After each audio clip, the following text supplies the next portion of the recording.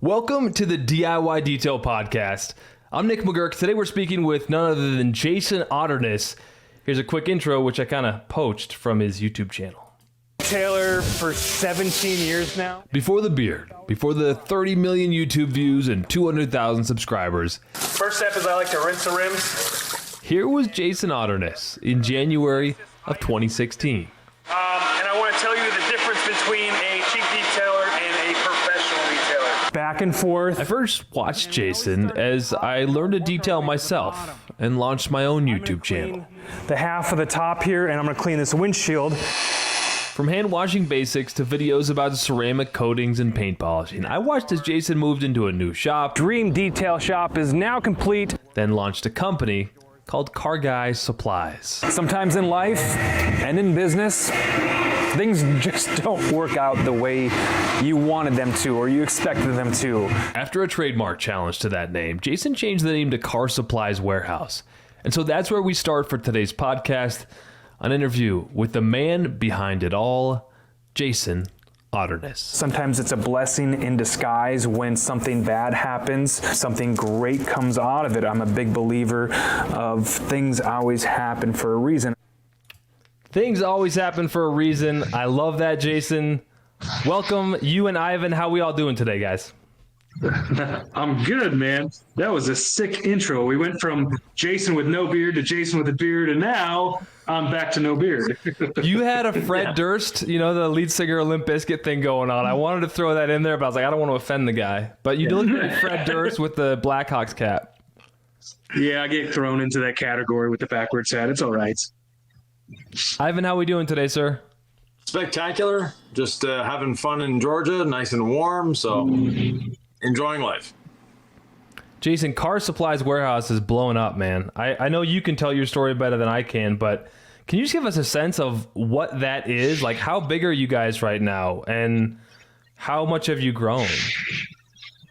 Yeah, it's grown to something that I didn't expect. It was funny. So I was actually going through our server and organizing all this old footage. And I was able to go through all these old videos, and I seen the background of where Car Supplies Warehouse started. We started it 4 years ago, and literally there was 4 of those gladiator racks, the 4-tier racks. I started with 4 of them, and I think I had 3 different brands at the time. And it's funny just how it's grown rack after rack after rack after rack throughout the years, to where about a year and a half ago, we were taking about half of Chicago Auto Pros, the shop up, which was 13,000 square feet. We were taking about half of that shop up with just inventory. And we were able to buy a new building, which I'm in right now. And now we have our own warehouse for Car Supplies Warehouse, which is really cool just to be able to see it grow so quickly in just 4 years, which has been amazing. Yvan, maybe you can chime in on this, but 4 years, 7 years, that's sort of an eternity in the detail industry, is it not? Yes and no. As far as suppliers go, Jason's company is very young and they've grown dramatically. A lot of companies have taken decades to grow that big. So that's, very good indication of how much a business person Jason and his business partner are. They're both great people. They both want to do this for the right reasons. In other words, they're having fun doing it.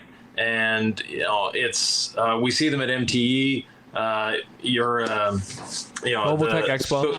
Yeah, Mobile Tech Expo. The two of them speak there, and it's always one of the best attended classes. People are at standing room only for a reason. They're actually there to help. And there's also another service that you offer with the Detail Guys, or Detail Wise, Academy, where they teach detailers how to be entrepreneurs. And they're two great people to show entrepreneurship.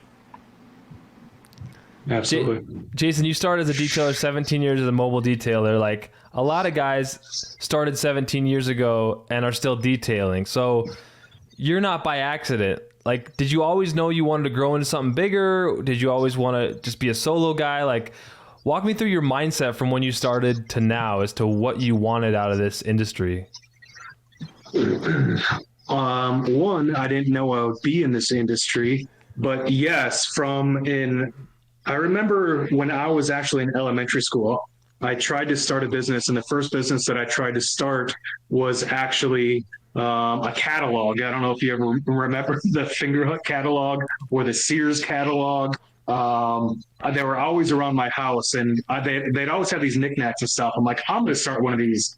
And I rode my bike up to Sears and I bought a jigsaw and I started making birdhouses because I was going to make all these cool wood products and put them in a catalog, send that catalog to the whole world, and they'd be ordering my products. So I knew that I had the entrepreneurship bug back then, and I was probably, I don't know, 12 or 13 years old. And then I had a business in high school. I did underground sprinkler systems 4 years in high school, and actually stemmed a business off there, which was servicing the sprinkler systems that my boss was putting in. He didn't really have time to service them. And I actually started a little van where I drive around and I go service all these sprinkler systems. So I've always knew I wanted to start a business and become an entrepreneur, but I didn't really figure out where I belonged until I found detailing. And I was actually working at a car wash, and my manager let me detail in the back. So I worked at a restaurant and I was working at this car wash, and I had a lot of people asking me to clean their cars. So I just started cleaning their cars. Eventually that turned into a mobile detailing business. But my intentions the entire time was to grow it as big as I possibly can. And it took a while, and I'm glad it did because I learned a lot along the way.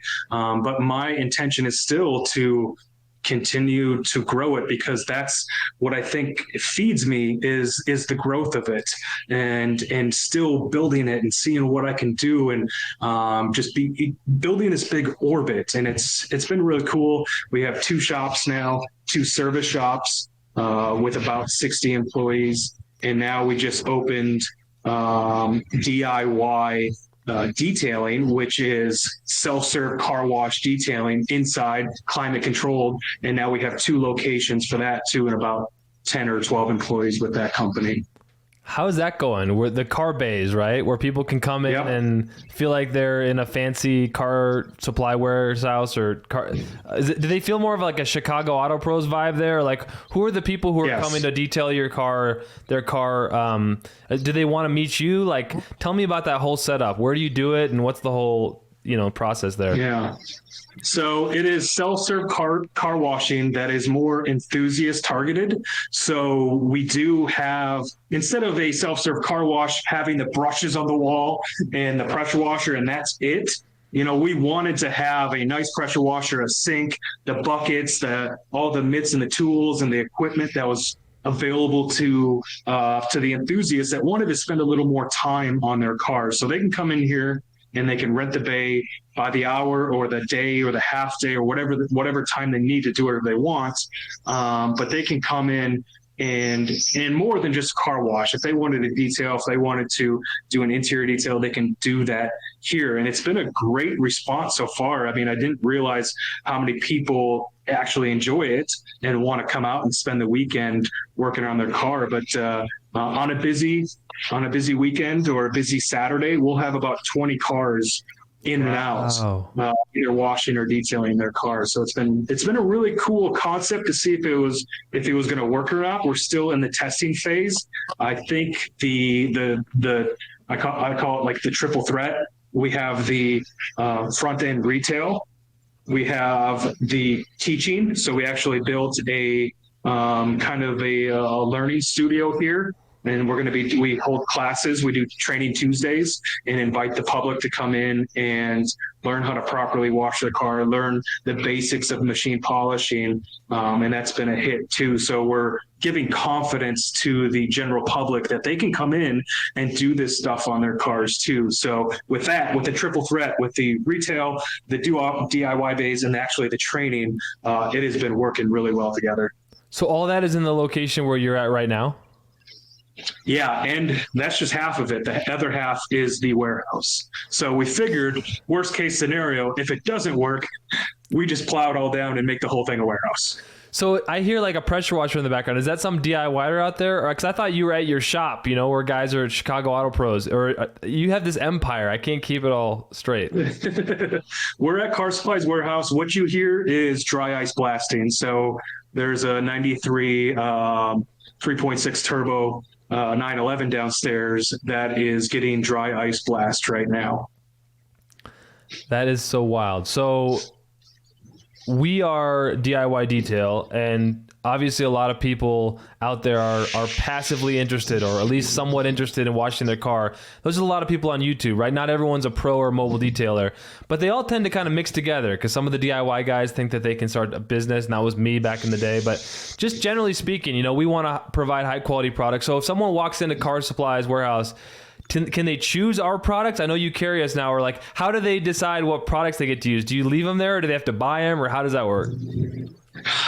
That's a hard decision-making process, right? Because we all know there's a ton of products out there, and everybody likes using products for different reasons. Your first question, absolutely. DIY detailing products are on the shelves in our retail stores. They can get them here. It's all about what they're looking for. And a lot of times I sell products on smell. It's like, a lot of these interior cleaners are going to clean your interior very well. Which one do you like that smells better? I would go with that one. Yeah. Ivan, you're a marketing professional as well as a detailing guru. You've been in the space for a long time. How would you say smell matters in the broad, detailing space? Unfortunately, for me, it doesn't matter, but for a lot of people, it matters a lot. And especially on the retail end, people will choose by smell. They'll choose by color. They'll choose by what the label looks like. What's the label going to look like in my garage sitting on the shelf? Those are all decisions, all points that the people decide on. We did a lot of effort on our fragrances as well, because we don't want them overpowering. We don't want them all smelling the same. You want to have that, and it's part of the fun of detailing. If you don't have that, if the product you're using smells like crap, well, you're not having as much fun detailing. Now, in your bays though, do people rent by the minute, by the hour, and does that include the tools, or are the tools an additional add-on to that? So they can rent by the hour.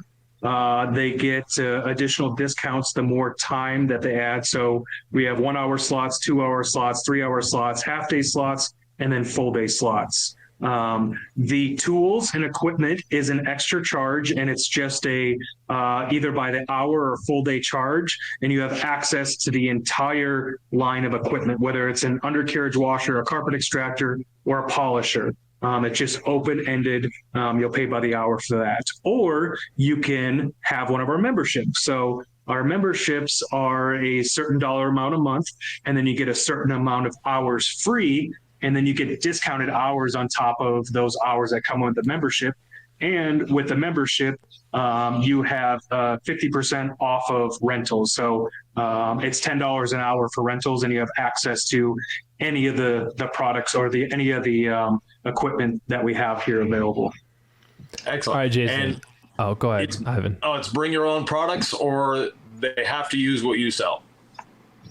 So you can bring any products that you want. If you forget something, you can go up to the front and buy it. Working on members an area like a locker room almost, where they can store their buckets and mitts and maybe tools right here in the warehouse for the members, so they don't have to drag it back and forth to their house.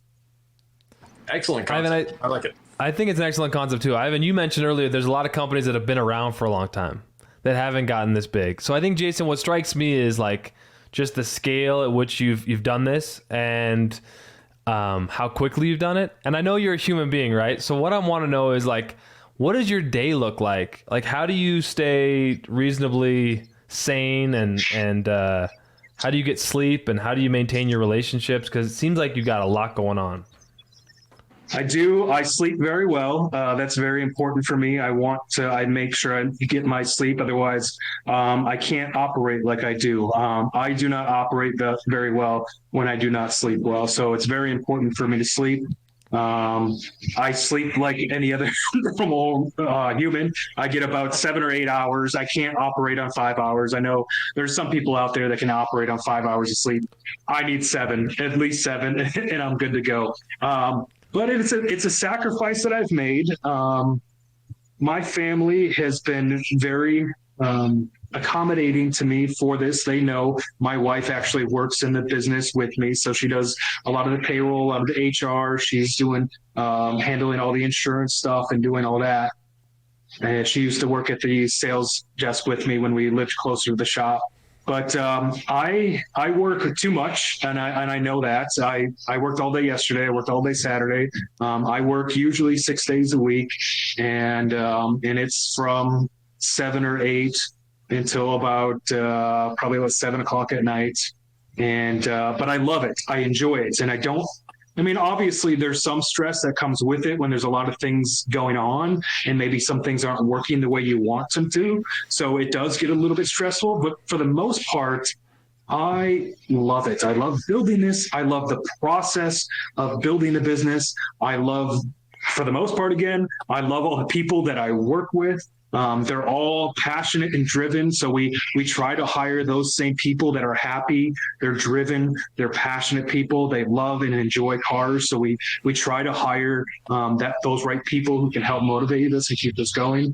And for me, it's so exciting seeing the growth of everything, whether it's the growth of the YouTube channel, the growth of the videos or the businesses, and seeing everything going on, or just getting better community. We've been doing this program called EOS. It's an entrepreneurial operating system, and we've brought it into our organization to help us better communicate the goals of the company and where we're going. So every single person, down to the last detailing and prep technicians, they know what our goals are. They know where we're going. They know what we're doing and why we're doing it. So it's been really cool to bring that into the company. But all that stuff is motivating for me, and it's exciting.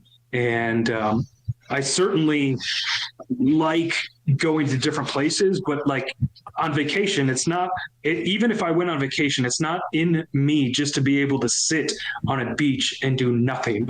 I have to be doing something. And what I'm doing with my business is something that makes me happy, and I enjoy doing it.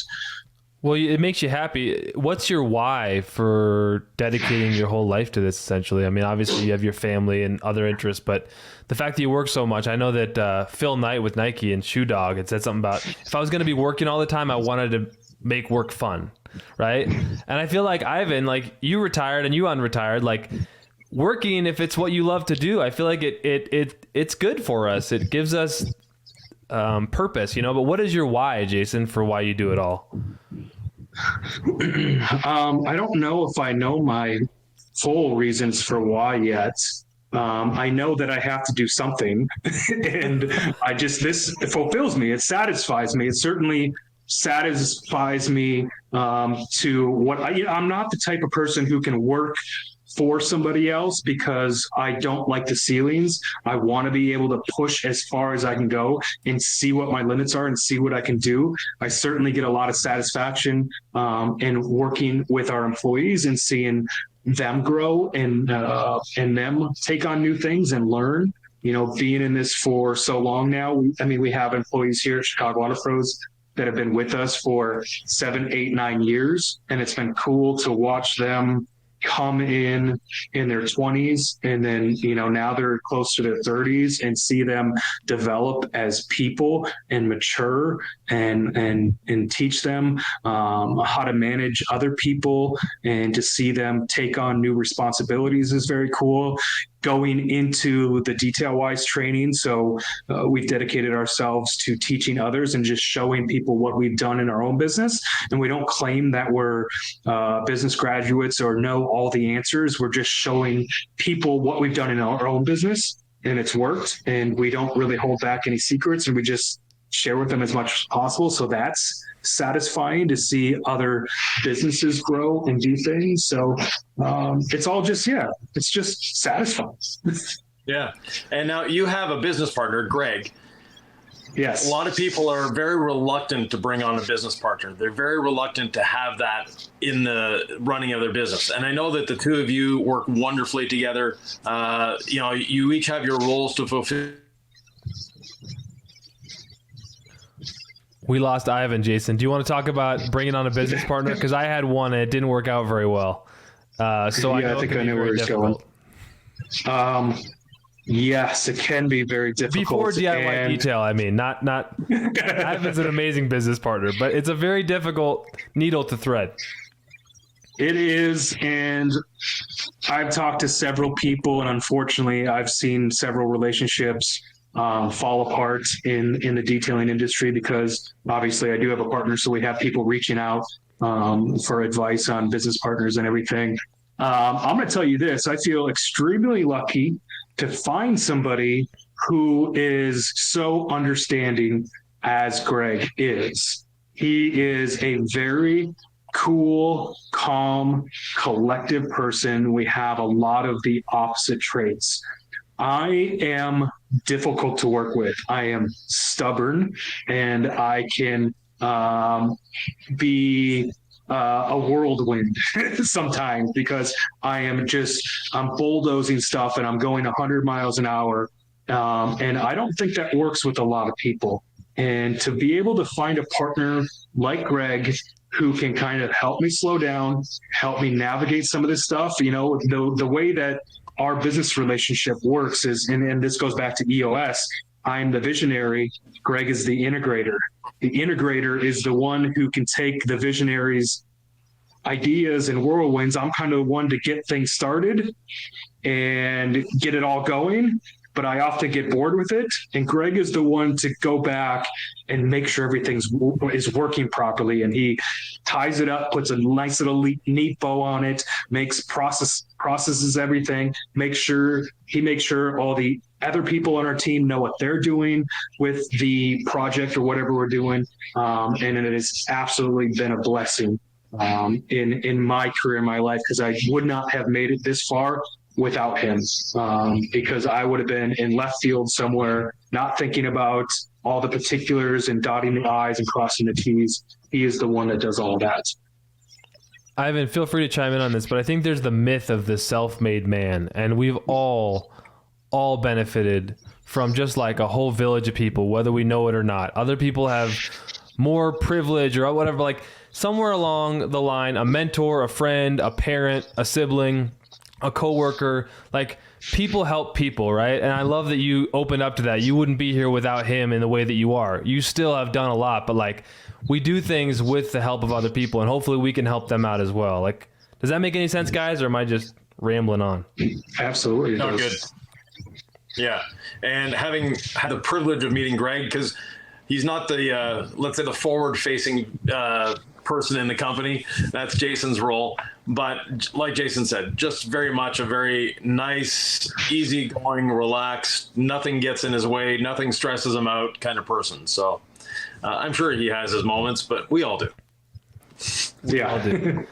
So I've watched a lot of people grow on YouTube over the years, and some people I don't know all that well and would like to know more. I feel like I've met you at some of the conferences, and you're very friendly, and it's been fun just shooting the breeze with you. What has been rock bottom along the last 6-7 years? Like the people maybe not know about. Rulon Gardner was this Olympian. I remember I watched this news story. It used to be in news, and when he was doing his Olympic parade, he got interviewed by this NBC News correspondent. Like, what did you have to give up? What did you not get the way you wanted to in order to achieve the success? Because people don't realize you got to sacrifice things along the way. So I wonder, just opening up that can of worms, if anything comes to mind for you. It's been a roller coaster ride the entire way, and there was plenty of stops on that roller coaster that I could probably jump off and leave. There's been a lot of different things. I think 2 or 3 years in, a lot of people don't know about this story is we actually bought a body shop. So we're working with 2 individuals who they were repainting wheels and doing small body shop stuff for us. And we worked pretty close with them because we actually worked with a bunch of dealerships. and they approached us and basically said they were closing up their doors. And we offered to buy their shop, to help manage it, to help market it and do all this stuff. And we ended up sinking about $50,000 into that shop. And it only lasted about 2 months. There was several things that we did not expect to happen, and I won't go into those, but it did not work out the way that we thought it was going to work out with the individuals we were working with, and it went sour real fast. And that hurt because it was a point where $50,000 is a lot of money now, and it was a lot of money then, but it wasn't something that we could really take on at the time, and we got a little ahead of the game, and then we were trying a little too fast, and that ended up failing, and it was a $50,000 mistake, which sucks. And anytime you mention body shop around Greg, he cringes. So that's a story that you can say, hey, let's talk. Ivan, if you when you guys come here in April, you'll talk, hey, you want to talk about the body shop business? Yeah. And Greg will be like, no. So that was a hard moment in the beginning when we first were starting. Yeah. Speaking of April, you brought it up. Excellent segue. Thank you.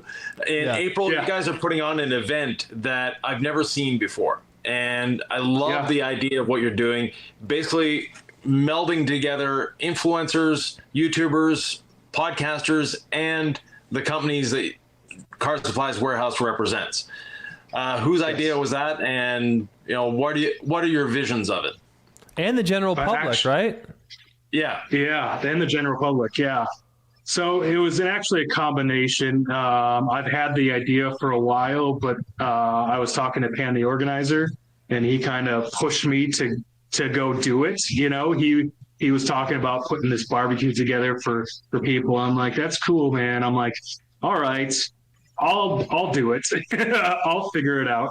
And so we're doing this creator event. We're calling it the Creator Summit, the 2023 Creator Summit. We have 13 creators coming. We have 17 vendors coming to make content for the general public. And this is to deliver as much value to everybody, to the individual creators themselves who are looking to grow their platforms, and also the vendors who are looking to get more recognition for their brands and teach people how to use them. So this is the first time that I've seen something like this. I know they've probably done it in other industries and stuff.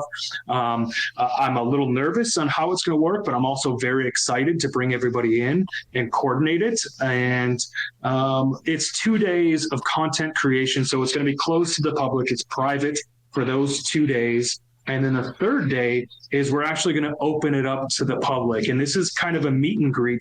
Come meet your favorite creators. Come meet your favorite vendors. We have 3 bays here at Car Supplies Warehouse. So the vendors and the creators will kind of have little workshops. So we'll have cars in there. And if the vendors want to show off their products, the general public can come in and kind of gather around. They can touch these products. They can use these products. We can show them what to do with these products and give them a little bit more knowledge.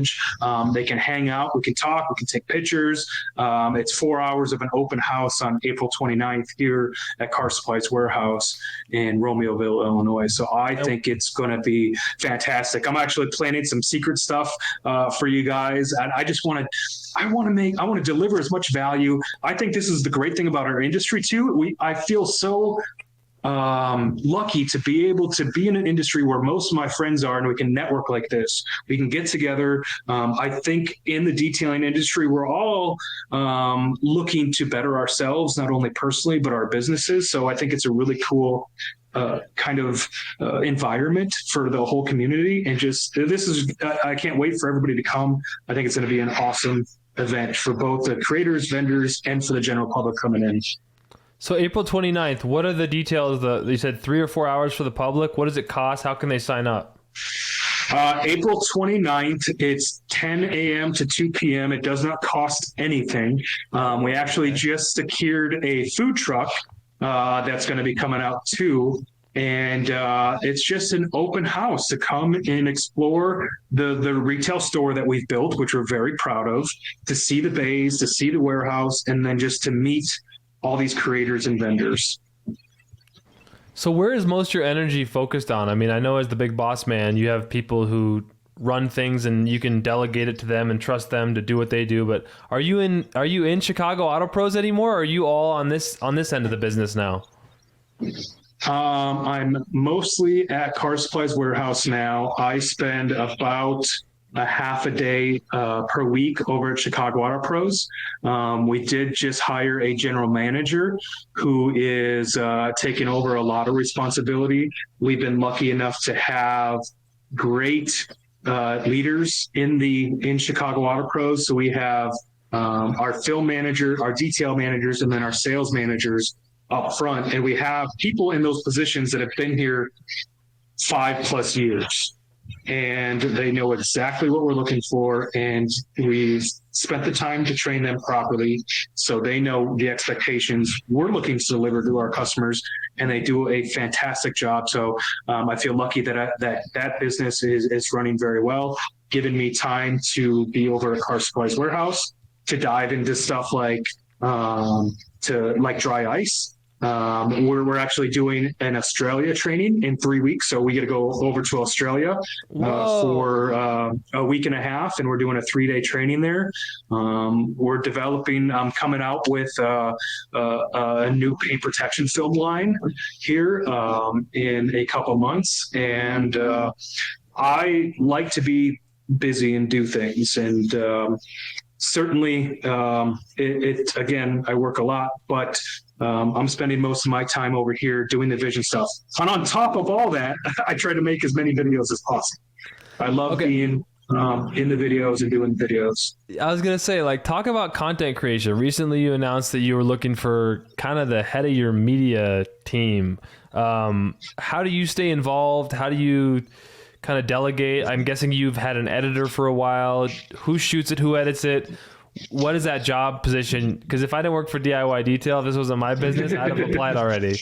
That sounds like a fun job. Yeah, the position is because we had a media team for both Car Supplies Warehouse and Chicago Auto Pros. And I think Car Supplies Warehouse is growing at a rapid rate that we need somebody separate. We're going to separate them now because now that we're in 2 locations, it's been really hard for our media team to be able to shoot any Car Supplies Warehouse content because they are all located in Chicago Auto Pros. It was much easier to do when Car Supplies Warehouse and Chicago Auto Pros were in the same location. So what we have is I have a media manager. So he manages, I have 3 or 4 content creators right now. So I have somebody who's just for TikTok doing short form videos. We have 2 editors who are doing long form. So they will help record and edit the YouTube videos, and they'll come on trips with us when we do special things. And then I have 1 social media manager who is doing photography, and he's doing writing. So he'll write the post. He'll put them on Facebook, Instagram, LinkedIn, and we've been trying to do some blog posting too as well. And then of course I'll hold the camera when I can, and I'll do the reviews of the video. So when they're coming in and editing, I'll take a look and make sure everything looks good and have some small edits, send them back to them. And then our media manager is the one who's creating the thumbnails, writing all the descriptions, and then doing the actual posting on the YouTube channels. You mentioned LinkedIn, and here's a question that I hadn't thought about. Should detailers be on LinkedIn? I feel like there's our audience, more of our potential customers are probably on LinkedIn because they're more business professionals. I've had a really tough time trying to grow LinkedIn. So we've done several of their articles. So you can write articles on there, which is great for content and getting information out there. We've been doing posts, but I've had a real hard time getting any traction on LinkedIn. It doesn't mean we're going to stop doing it. We've actually did some ads on LinkedIn that had better value than doing some of the YouTube ads too. So, but I think that's where most business professionals are hanging out. So I would definitely say yes. You want to be as much on many social media different platforms as possible, because everybody kind of has their go-to media platform that they like to hang out on. Yeah, and So when you think, oh, go ahead, Ivan. No, well, as a local detailer, I think LinkedIn actually is very important. To be on your local LinkedIn platform, get as many people in your local area that are business owners, entrepreneurs, and, high-level management, whatever, that are on LinkedIn in your area. And LinkedIn is more to provide educational posts. So it's not about selling, it's about educating, it's about helping others. And that when you play the LinkedIn game properly, you do see gains out of it. So do people post videos on LinkedIn, or is it mostly text? You can do videos and pictures on LinkedIn and everything. Yeah, that sounded like a question that I should have had more research on before I asked. There's a lot of articles, like blog type, the information type things on there that get shared a lot. Yeah, I know I've seen stuff on there, but so it's almost like the newspaper. It's like the new school newspaper. Yeah. Interesting. Well, I guess, Jason, for me, like when you think of the customer out there, because we're DIY detail, right? And we're providing products, and obviously we have a business, we're selling, whatever. But like, who do you envision as like the guy's name, the car he drives? Like, who is your customer? How much does he make a year? Like, who is Car Supplies Warehouse targeting out there? If you had to pick like one image of a human being and like what they're all about. Well, we've already done this, and his name is Adam. He drives a Tesla. He makes over $100,000, and he is a technology professional. He does not like detailing his own car. He likes the newest, latest, and greatest. He's doing a lot of research on the internet, and that's our target customer. It's basically the Tesla customer. We've done double the amount of Teslas. That is our top vehicle in the shop than any other car brand, which BMW is next, but it is half of how many Teslas that we've done. So that's in your shop. Also, what about Car Supplies Warehouse? Car Supplies Warehouse is the detail shop. So we are looking to provide detail shops like Chicago Auto Pros for solutions, whether that's chemical solutions, tool solutions, air solutions, pressure washer solutions, training solutions. We want to be there for the detail shop. One of the big reasons I started Car Supplies Warehouse is because I was sick of ordering from so many different websites. And I wanted to actually, when I was writing the process for my manager to take over ordering, I was writing, I ordered these products from this site, and I ordered these products from this site, and these products from over here. And I was like, this is too complicated.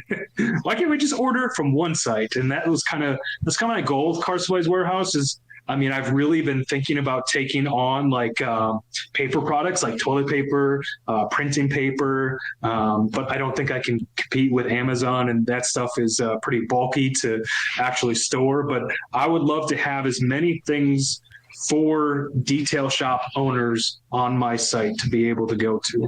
Like everything they would ever, including toilet paper and Yeah, I don't know if that makes any sense, but maybe.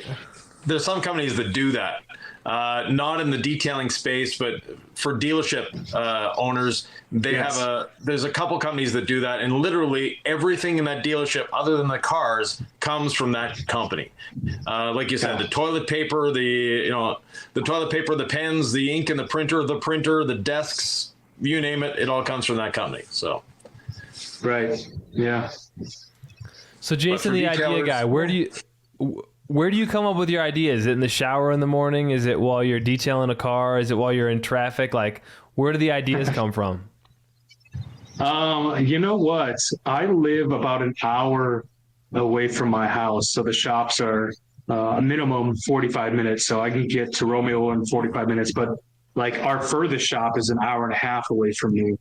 I don't go there very much, but I have a lot of drive time, and I'll listen to podcasts, I'll listen to music, and I'll practice if I'm thinking about doing a video, like if I know I'm doing a video that morning, I'm actually practicing and thinking about what do the people want to see, So if there's a particular teaching or training or whatever it is, I'm thinking about my intro. I'm thinking, how do I say it? What's the easiest, quickest, fastest way to bring somebody in? and then deliver that information in an intelligent, digestible way. So I'm thinking of that the entire way. There's been times where I'll be driving to work and I'll have like a small video idea.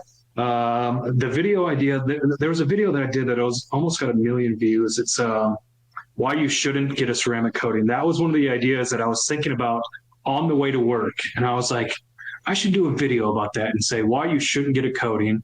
And because I know there's some people out there that shouldn't get a coating. Yeah. And it was just like, okay, I can name these people. If you don't love your car, if your car is just something, that you just drive to work, the coating's not for you. And that's kind of how I started. And it was a nice hook. And as soon as I got into the shop, I'm like, I got a video idea. It's in my head. I need to do it now. Grab the cameras. And we made that video right there and then, and we added in some other things later. But yeah, that was an idea that I had just driving to work. So what is the video that you've done? Yeah. What's the video that you've done that you wish more people would see? That to you poured your heart and soul into it. It was a spectacular idea and it only got like 10,000 views. What's that video? Only 10,000 views. Well, that's a low number for him.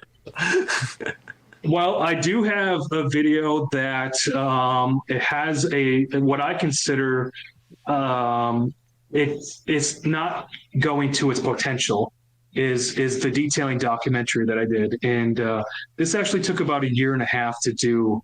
I did a documentary about the history of detailing and what it's meant to me. And I got a lot of industry professionals to be able, this was the hardest thing. I sent so many emails out and most people didn't answer them, and got them to record some stuff about detailing. And I put it together. It's actually, if you go to our YouTube channel, it's the main video on there. It has about 28,000 views on it. But I thought that one would be closer to like 150, 200. I thought like a lot of detail people would like really watch that. And that video took 1.5 years to make. It took a long time to put together. And I think it was beautifully done. And I think it's, we actually got a voiceover artist to read my entire voiceover. And he did it in Morgan Freeman's voice. So it's like a real documentary with his voice and everything. And it's really cool. Maybe it's a little cheesy and that's why people aren't clicking it. But that's one video that I wish more people would watch, is that detailing documentary. It's hard because you're supposed to just love the process as a creative, right? And try to detach yourself from the outcome, but no one can really do that. And so I watched that today, actually. I thought it was beautiful. I thought it was awesome. And I sort of had that thought in my head where you make these videos and at some point you just got to like click upload after you've done everything, the tags, the description, the thumbnail, like you've filmed it all, you've spent all the countless hours editing. And after that, like you can share it and that certain things helps, but like the people are going to watch it if they want to watch it. The algorithm's going to push it if they want to push it. And like at the end of the day, like you just know you made that art and you did something for the detail industry where you sort of helped with the legacy and the documentation of it. And man, who knows, man? When you're dead and gone, that might be in the Smithsonian, right? Who knows? You like your art is out there. You've done what you had to do, and sometimes the silliest videos do the best. It's part of the game. It's funny. It's the two worst videos that I do not like are actually the two of the most popular videos. One is my car wash video that has almost 2.5 million views. With the beard and the soap on it, right? Yeah. So the color correction is off. The music is actually off. So I was using my computer to render it, and it was actually took me 3 times to actually export it. And my computer was so full, like there was barely any memory for this thing to export, and it jacked around the music a little bit, and so there's some spots where the music shouldn't be, and it moved it all around a little bit, and it just off. And I don't know why, and I'm thinking maybe because that mistake, like people hear that and they're like, wait, why is there music there? That's weird. It shouldn't be there. And then it just stops and it's just random. We have another one where a window tinting video where I have like my guys walking back and forth right behind me. Like I'm not even doing a video. Like, what are you guys doing? But it's raw and it's real. And that's what comes through that screen, that 2-dimensional screen. They feel like they see the leaf blower and the dangling cords behind you and the just very like average facade of like junk pile behind you washing that car, and they're like, this is a real dude, right? Yeah. They can't really relate to you when you have that brand new shop that's like perfect everything. I mean, they can. You're doing well, everything's going, but like, you know what I mean? They feel that rawness where like, that could be me. Like, he's got a nicer setup than I have, but like, look, he's a human. He's got junk pile behind him, and I like this guy. I don't know. So there's a rawness and a realness that I think maybe could explain it, even though we try to bring up the quality and do all those things. Sometimes people just want that feeling of, I can relate to this guy. Yeah, it's a funny game, YouTube. It's crazy. So that's why Ivan is on his cell phone. My legacy in the industry. Well, I feel like I'm still pretty young, and I feel like I have had success, so I'm very thankful for that. I don't know. I just want to share as much as possible. I like the teaching, just like you have done, Ivan. I mean, you've shared so much of yourself and what you've done. I would like to have your status. I mean, I'd like to be something that everybody knows in the industry and knows that, you know, when I hear your name or anybody mentions your name, it's like, oh, that guy's, you know, a legend. He's been around forever. He knows everything in the industry. He's probably forgotten more than you know what I mean? So I would like that. You're already there, so don't worry about it. Wow, so I'm on a podcast with two legends. This is amazing. No, I would agree with you, Jason. I feel lucky to work with Ivan, and I think you are there in a lot of ways. I mean, I thought when you went from Chicago Auto Pros to opening Car Supplies Warehouse, I'm like, man, this guy is he's really like doubling down on this whole like expansion. I'm like, it just seemed like a lot. And I guess what was the most challenging thing? I'm just jumping around. What was the most challenging thing from going to running a detail shop and obviously the YouTube channel to like building out a warehouse and doing online retail? Because that seems like something I would have no idea how to start if I was in your position, right? Like, we obviously have an online retail brand, but you were kind of the face of this thing, and then all of a sudden you jump to do this other thing. Like, I just wonder what was difficult about that, or how much you had to learn. Certainly, there is a lot of back-end stuff with Shopify, photos, descriptions, writing, weights, prices, all that stuff. It is an immense amount of data to keep track of. And with, we have 40 or 45 brands now, and I think over close to 3,000 SKUs. When a price change happens, not only do we have to change it in the back end of Shopify, but I have a wholesale app, and I have a lot of things connected to different things that have to happen. And you have one decimal point, you have one, number in the wrong space, and it can just throw everything off. So the technology part of it, the back end website part of it is a lot to learn. And I like that stuff. I like technology. I did our own website, our first website for Chicago Auto Pros, and I didn't think it was great by any means, but I thought it was better than average. So I like doing that stuff. It's definitely a different challenge. And in the competition too, being that it's on the internet, you can just look up prices anywhere, right? And there's this big company. I don't know if you've ever heard of them. They're called Amazon, and they're a tough competitor. A lot of people use them. And trying to get people over to our sites, and we're trying to deliver as much value in the teaching area to hopefully people will be loyal to us and buy the products and give as much information as possible. But shipping's a challenge. The website's a challenge. All the margins. It's not. Everything's expensive. Boxes are expensive. Shipping is expensive. You may buy these products and have a decent margin when you get them into your shop, but that is all eaten up by employees, insurance, shipping, taxes, your building, the lease, the mortgage.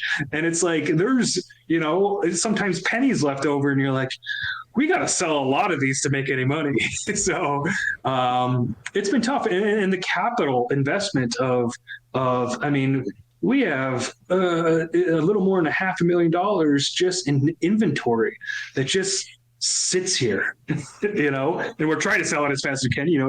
You have turns and everything, but it's a lot of money that's just kind of there. Wow. There's a lot of challenges. Answer. Yeah.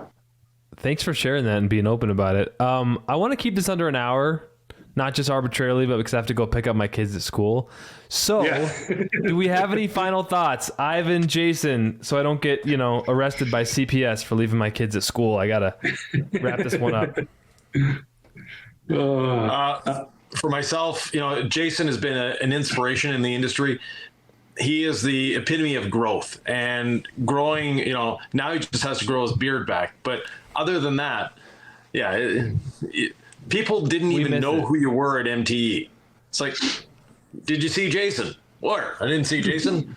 Then when you tell him, he shaved his beard. Oh, that guy. Okay, I thought it looked a bit like Jason, but you were in the club with Ivan, and now he feels like he feels alone again. Yeah, I've seen a lot of guys look like Jason. Yeah, exactly. But no, the growth that Chicago Auto Pros and now Car Supplies Warehouse is experiencing, it's not by accident. It is through lots of hard work, dedication, and investment. So I'm happy you guys are doing it and ecstatic that you're growing as fast and as quickly as you are, because growth is actually a scary thing as well. Sometimes, you can grow a little faster than you anticipated, and that brings in a lot of other things as well. So happy you're doing it, and we'll leave the final thoughts up to you, sir. Yeah, thank you guys for having me on the podcast. I love talking about this. I love talking about the industry and then getting to know you guys, of course, better. I'm excited to spend some time with you guys in April at the creators events and get to know you more, create some cool content that we can share with the world. Let's just keep on kicking ass and making this an awesome industry to be a part of. And taking names. Fuck yeah. Thank you, Jason. Thank you, Ivan. This was a lot of fun. Yeah. Killer, man. Thank you.